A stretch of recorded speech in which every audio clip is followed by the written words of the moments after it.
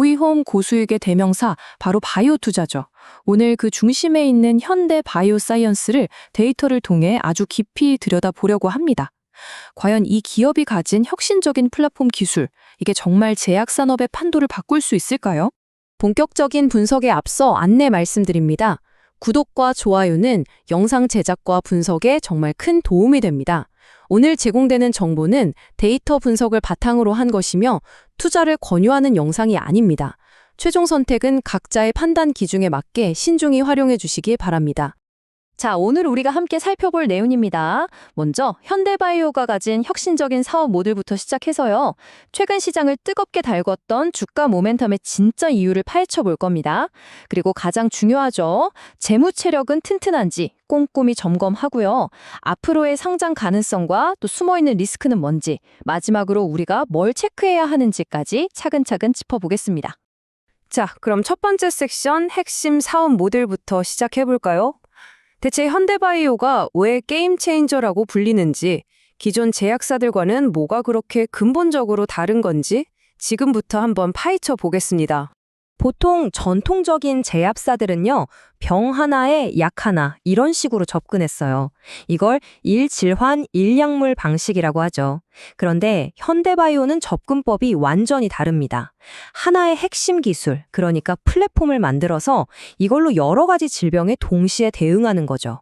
이게 바로 이 회사의 가장 큰 차별점입니다. 그럼 그 핵심 플랫폼이 뭐냐? 바로 이 두 가지입니다. 첫째는 제프티. 이건 뭐랄까? 바이러스가 아무리 변이해도 상관없이 숙주세포를 공략해서 막아내는 마치 만능 열쇠 같은 범용 항바이러스제고요. 그리고 두 번째는 페니트리움인데 이건 기존 항암 치료의 가장 큰 골칫거리였던 약물 내성 문제를 정면으로 돌파하려는 차세대 기술이라고 보시면 됩니다. 페니트리움의 핵심을 이해하려면 이 가짜 내성이라는 개념을 알아야 하는데요. 이게 뭐냐면 암세포가 약물이 들어오지 못하게 자기 주변에 일종의 보호막, 물리적인 방어벽을 치는 거예요. 페니트리움은 바로 이 방어벽 자체를 허물어뜨려서 기존 약들이 제대로 효과를 낼 수 있게 길을 터주는 아주 새로운 방식의 치료제입니다. 자, 그럼 이렇게 놀라운 기술이 실제 주가에는 어떻게 반영됐을까요? 두 번째 섹션. 최근 주가 모멘텀입니다. 도대체 무엇이 시장을 이렇게까지 들썩이게 만들었는지 숫자로 직접 확인해 보겠습니다. 날짜는 바로 2026년 2월 23일입니다. 이날 하루 만에요. 주가가 무려 29.99%나 급등하면서 17,770원 상한가를 찍었습니다. 52주 신고가를 갈아치운 거죠. 이 폭등의 배경에는 바로 앞서 말씀드린 페니트리움 플랫폼의 글로벌 임상시험이 시작된다는 소식이 있었습니다. 투자 심리를 아주 강하게 자극한 겁니다. 주가 급등에 불을 붙인 또 다른 이유는 바로 신뢰도였습니다.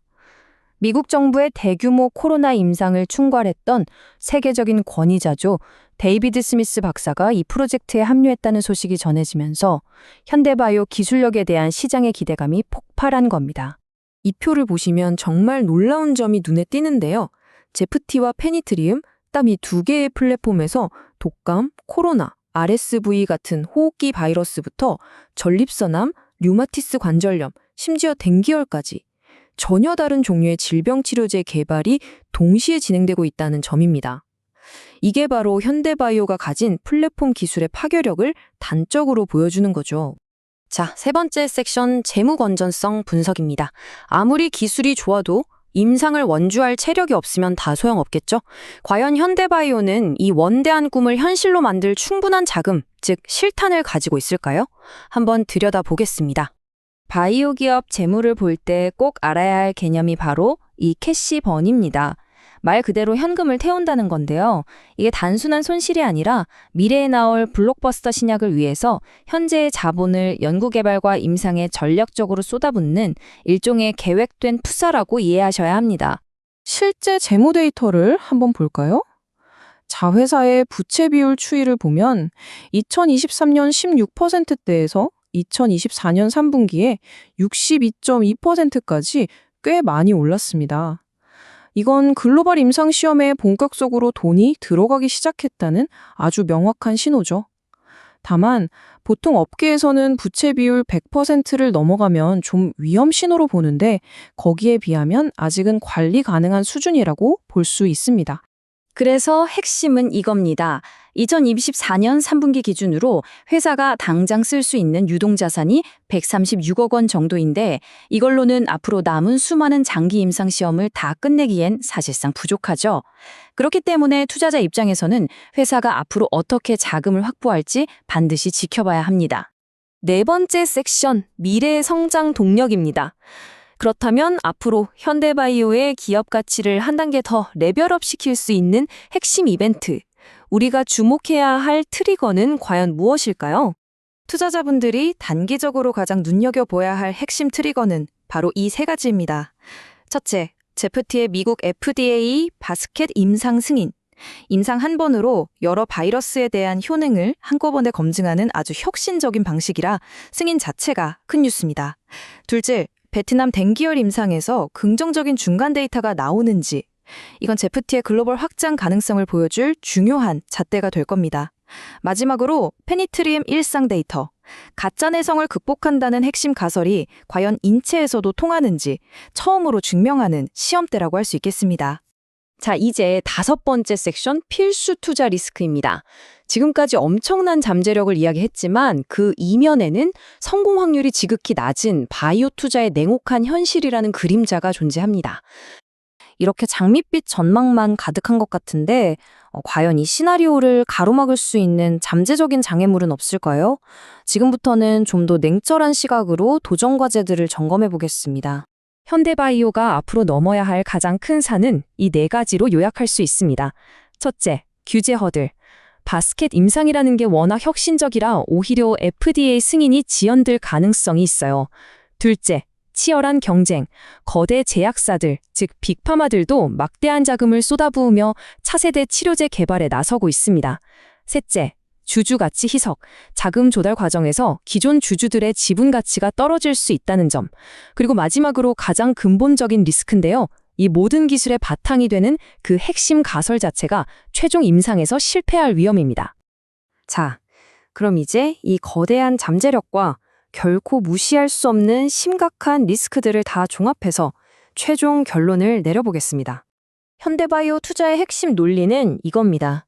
지금 당장 돈을 버는 회사가 아니라 이 플랫폼 기술이 성공했을 때의 어마어마한 미래 가치를 보고 투자하는 고위험, 고수익 구조라는 거죠.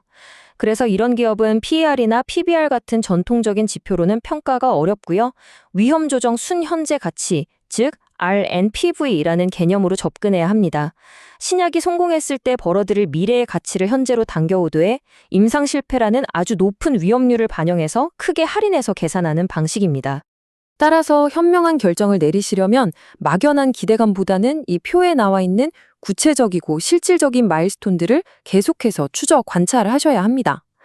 제프티 바스켓 임상에 대한 FDA의 공식 승인 소식이 들리는지, 베트남 댕기열 임상 중간 데이터가 발표되는지, 페니트리움 일상 데이터는 어떻게 나오는지, 그리고 자금 조달이나 파트너십 관련 공시는 없는지, 이런 것들을요.